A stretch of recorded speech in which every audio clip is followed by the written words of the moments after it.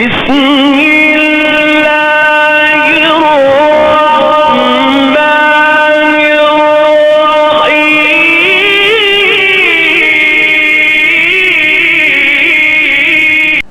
اعوذ باللہ من الشیطان الرجیم بسم اللہ الرحمن الرحیم الحمد للہ رب العالمین ثم الصلاة والسلام علی سید الانبیاء والمرسلین سیدنا و مولانا ابی القاسم محمد وَأَهْلِ بَيْتِهِ الطَّيِّبِينَ الطَّاهِرِينَ الْمَعْصُومِينَ الْمَظْلُومِينَ الَّذِينَ أَذْهَبَ اللَّهُ عَنْهُمُ الرِّجْسَ وَطَهَّرَهُمْ تَطْهِيرًا أَمَّا بَعْدُ فقد قال اللہ تبارک و تعالی فی کتابہ الحکیم بسم اللہ الرحمن الرحیم۔ عزیزان گرامی، فہم القرآن کے حوالے سے آپ کی خدمت اقدس میں 10واں درس پیش کیا جا رہا ہے اور ہماری گفتگو آئے بسملہ کے مابین جاری تھی کہ جس میں ارشاد رب العزت ہو رہا ہے، خدائے رحمان و رحیم کے نام سے شروع کرتا ہوں۔ جناب والا آپ کی خدمت اقدس میں عرض کیا تھا کہ علماء کرام نے اللہ تبارک و تعالیٰ کے حوالے سے اللہ کی صفات و اسما کی مختلف تقسیمات بیان فرمائی ہیں، جس میں سے ایک تقسیم آپ کی خدمت میں عرض کی گئی تھی کہ صفات خداوندی یا تو ثبوتیہ ہوتی ہیں یا سلبیہ ہوتی ہیں۔ چونکہ عالم وجود میں جتنی بھی صفات ہیں، اگر عالم وجود کی تمام تر صفات کو اللہ کی ذات رب العزت کے حوالے سے دیکھا جائے تو اگر یہ جمال خداوندی کو بیان کر رہی ہوں، اگر یہ حسن خداوندی کو بیان کر رہی ہوں، تو اس ذات والا کے لیے ثابت ہیں، اور جب اس کے لیے ثابت ہیں تو اسی وجہ سے ان کو صفات ثبوتیہ کا نام دیا جاتا ہے۔ جبکہ عالم وجود میں کچھ صفات ایسی ہیں جو پہلی قسم کے برعکس حسن و جمال کو بیان نہیں کر رہی ہوتی، بلکہ ان کی ذات میں عیب و نقص ہوتا ہے۔ یہ اپنی ذات میں اللہ بابرکت کی ذات کے شایان شان نہیں ہوتی، لہذا اللہ کی ذات کو بیان کرنے کے قابل نہیں ہوتی۔ لہذا جب اللہ کی ذات کو بیان نہیں کر سکتی تو ان کو اللہ کے لیے ثابت نہیں کیا جاتا، اور یہ اللہ سے منفی و مسلوب ہوتی ہیں، اسی وجہ سے ان کو صفات سلبیہ کا نام دیا جاتا ہے۔ جناب، یہاں پر ایک اہم تقسیم جو ہے آپ کی خدمت میں بیان کی جا چکی ہے۔ علماء کرام نے ایک اور تقسیم جو اللہ کے اسما، اللہ کی صفات کے حوالے سے بیان کی ہے، اس تقسیم کو بھی آپ کی خدمت تک پہنچانے کے لیے اسی مثال کی جانب جو انسان کے حوالے سے آپ کی خدمت میں عرض کی تھی، ایک بار پھر پلٹے گے اور انسان کی چند صفات جو آپ سے ذکر کی گئی تھیں کہ جب انسان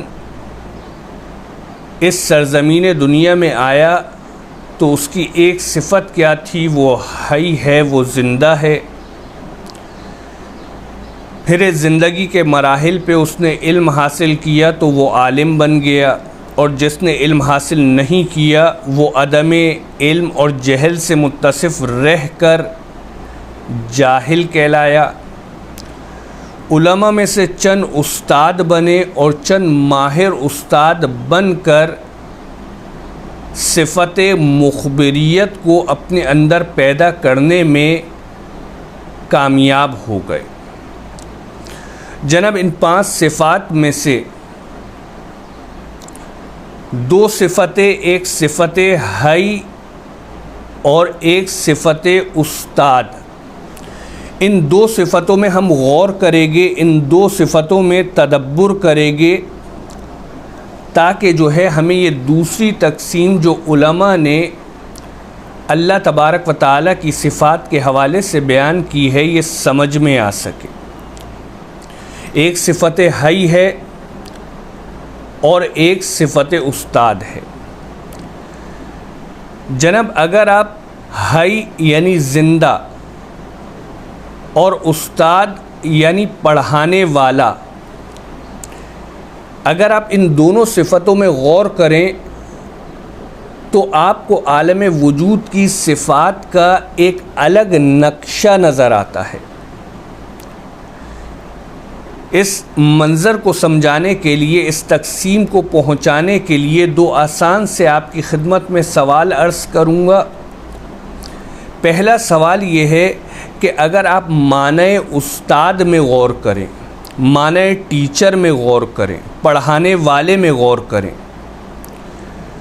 تو کیا ممکن ہے کہ کسی شخص کو استاد کہا جائے، کسی شخص کو ٹیچر کہا جائے، لیکن اس کے لیے طالب علم نہ ہو، اس کا کوئی طالب علم نہ ہو؟ آپ ایک شخص کو ٹیچر کہہ رہے ہیں، آپ ایک شخص کو استاد کہہ رہے ہیں، کیا ایسے شخص کو استاد کہا جا سکتا ہے کہ جس کا کسی بھی معنی میں کوئی بھی طالب علم نہ ہو؟ جناب اس کا آسان سا جواب ہے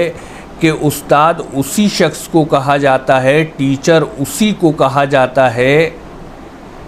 کہ جس کے طالب علم ہوں، جس سے پڑھنے والے ہوں۔ ان پڑھنے والوں کی وجہ سے، ان طالب علموں کی وجہ سے اس شخص کو استاد کہا جاتا ہے۔ لہذا جناب آسان سا سوال تھا، آسان سا جواب تھا کہ اگر استاد کے معنی میں آپ غور کریں تو استاد ایک ایسی صفت ہے کہ جو کسی شخص کے ساتھ متصف ہونے کے لیے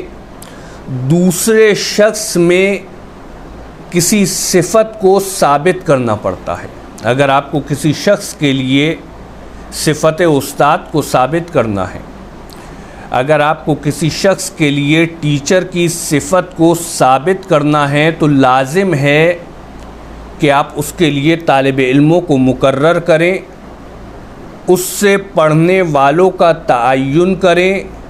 اس تعین و تقرر کے بعد آپ اس شخص کو استاد کہہ سکتے ہیں۔ لہذا جناب یہ آسان سا سوال تھا، آسان سا جواب تھا۔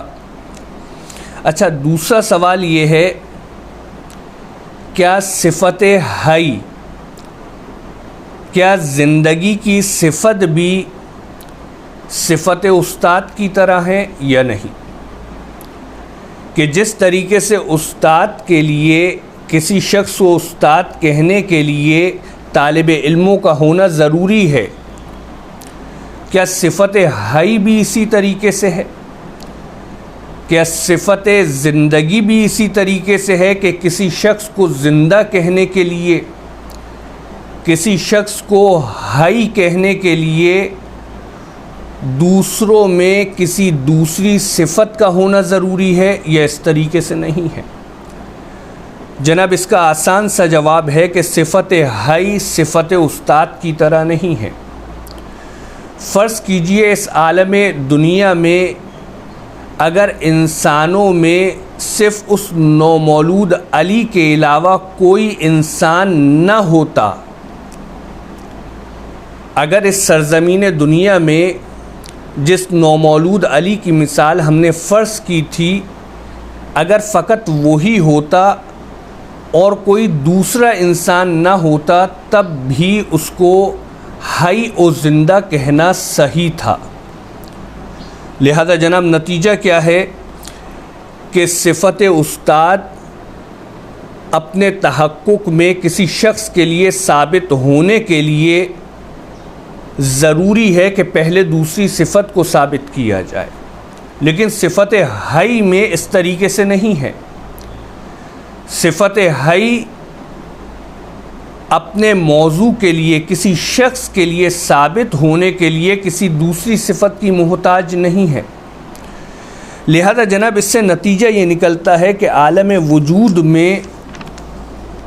آیا چاہے عالم امکان ہو چاہے عالم وجوب ہو، عالم وجود میں صفات دو قسم کی ہیں۔ آپ جتنی بھی صفات تصور کریں، وہ صفات جو ہے دو کلاس میں ڈیوائیڈ ہو جاتی ہیں، دو تقسیموں میں ڈیوائیڈ ہو جاتی ہیں۔ کچھ صفات ایسی ہیں جو اپنے تصور و تحقق کے لیے دوسری صفات کی محتاج ہیں کہ جب تک دوسری صفت کا تصور نہیں کیا جائے گا، اس پہلی صفت کا تصور نہیں کیا جا سکتا۔ جب تک دوسری صفت متحقق نہیں ہوگی، پہلی صفت متحقق نہیں ہو سکتی۔ جیسے کہ آپ کی خدمت میں مثال بیان کی استاد کی، کہ جب تک جو ہے استاد کے لیے طالب علم کا تصور و تحقق نہیں ہوگا، جب تک طالب علم نہیں ہوگا، کسی شخص کو استاد نہیں کہا جا سکتا۔ لہذا عالم وجود میں صفات کی ایک قسم یہ ہے کہ جو اپنے تصور و تحقق کے لیے دوسری صفات کے تصور و تحقق کی محتاج ہے، جبکہ دوسری قسم کیا ہے؟ دوسری قسم صفت حیات سی ہے، جو اپنے تصور میں بھی کسی دوسری صفت کے تصور کی محتاج نہیں ہے، چاہے کہ دوسری صفت کا تصور نہ بھی ہو تب بھی اس صفت کا تصور کیا جا سکتا ہے، اور نہ ہی اپنے تحقق میں کسی دوسری صفت کے تحقق کی محتاج ہے۔ چاہے دوسری صفت متحقق نہ ہو تب بھی یہ صفت جو ہے متحقق ہو سکتی ہے، جیسے کہ صفت حیات کی آپ کی خدمت اقدس میں مثال بیان کی ہے۔ لہذا عزیزان گرامی، اگر جو ہے یہ مطلب واضح ہو گیا، اگر یہ مبنی واضح ہو گیا، اس مبنے پر علماء نے، حکماء نے اللہ تبارک و تعالیٰ کے اسماء کی مختلف اقسام بیان کی ہیں، مختلف تقسیمات بیان کی ہیں۔ ان میں سے ایک تقسیم کیا ہے کہ اللہ تبارک و تعالیٰ کی صفات یا تو فعلی ہوتی ہیں یا ذاتی ہوتی ہیں۔ جناب فعلی سے کیا مراد ہے؟ فرماتے ہیں صفات فعلیہ ان صفات کو کہتے ہیں کہ جب اللہ تبارک و تعالیٰ کا فیض الہی، جب اللہ تبارک و تعالیٰ کی عطا، جب اللہ تبارک و تعالیٰ کا فیض مخلوقات کے شامل حال ہوتا ہے، تب جا کے یہ صفات درک ہو پاتی ہیں۔ جب اللہ کی عطا کسی مخلوق پر ہوتی ہے، تب جا کے آیا اس صفت کو سمجھا جا سکتا ہے۔ جیسے کہ آسان سی مثال ہے کہ جب مخلوق کو رزق پہنچتا ہے، تب جا کے سمجھ میں آتا ہے کہ ہمارا خالق رازق ہے۔ لہذا جناب کچھ صفات اس قسم کی ہیں کہ جو فیض الہی کے پہنچنے کے بعد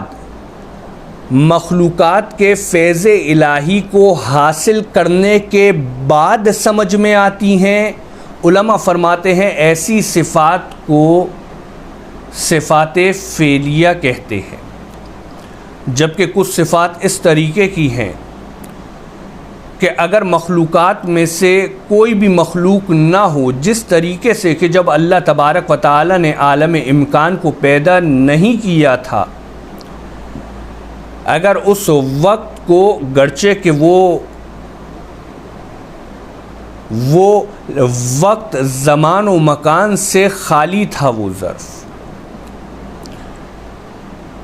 لہذا جب اللہ تبارک و تعالی نے کسی کو بھی پیدا نہیں کیا تھا، اگر تصور کیا جائے کہ جب وہ ہے تو فقط اسی کا تصور کافی تھا، فقط اسی کو مان لینا کافی تھا کہ جب وہ ہے تو وہ حی و زندہ ہے، جب وہ حی و زندہ ہے تو وہ عالم ہے، جب عالم ہے تو قادر ہے۔ لہذا عزیزان گرامی، یہ دو طریقے کی صفات ہیں۔ کچھ صفات صفات فعلیہ ہیں کہ جو مخلوقات تک فیض الہی کے پہنچنے کے بعد درک ہوتی ہیں، لہذا ان کے درک میں، ان کے تصور میں مخلوقات تک پہنچنا شرط ہوتی ہے، اور کچھ صفات وہ ہیں کہ جو فقط اللہ کی ذات کے تصور سے سمجھ میں آنا شروع ہو جاتی ہے۔ لہذا پہلی قسم کی صفات کو صفات فعلیہ کا علماء نے نام دیا ہے، اور دوسری صفات کو صفات ذاتیہ کا۔ جناب والا، یہاں تک جو ہے ہم نے اللہ تبارک و تعالیٰ کے اسما کے حوالے سے، اللہ تبارک و تعالیٰ کی صفات کے حوالے سے کچھ تقسیمات ذکر کی ہیں، اور انہی تقسیمات پر جو ہے ہم اکتفا کریں گے، اور اس بحث کا خلاصہ جو ہے آپ کی خدمت میں پیش کریں گے کہ جو اللہ تبارک و تعالیٰ کے اسما کی تقسیمات ہیں ان کو علماء نے کس طریقے سے بیان کیا ہے کہ عالم وجود میں جتنی بھی صفات ہیں، اگر یہ اللہ کے حسن و جمال کو بیان کر رہی ہوں، اگر کمال مطلق کو بیان کرنے والی ہوں، تو ان صفات کو صفات ثبوتیہ کا نام دیا ہے، اور عالم وجود کی وہ تمام تر صفات جو عیب و نقص کو بیان کرنے والی ہیں، اور چونکہ اللہ تبارک و تعالی ہر عیب و نقص سے پاک ہے، لہذا یہ اللہ سے منفی و مسلوب ہیں، اسی وجہ سے علماء نے ان صفات کو صفات سلبیہ کا نام دیا ہے۔ اور دوسری تقسیم علماء نے کیا بیان فرمائی کہ عالم وجود ہی کی تمام تر صفات اگر یہ مخلوق تک فیض الہی کے پہنچنے کے بعد درک ہوں، اگر یہ مخلوق تک فیض الہی کے پہنچنے کے بعد سمجھ میں آئیں، جیسے کہ استاد طالب علم کا تقاضا کرتا ہے، لہذا جب تک استاد کی جانب سے علم طالب علم تک ڈیلیورڈ نہیں ہوتا، اس شخص کو استاد نہیں کہا جاتا۔ جب تک استاد کی جانب سے فہم طالب علم کے وجود کا حصہ نہیں بن پاتا، اس شخص کو استاد نہیں کہا جاتا۔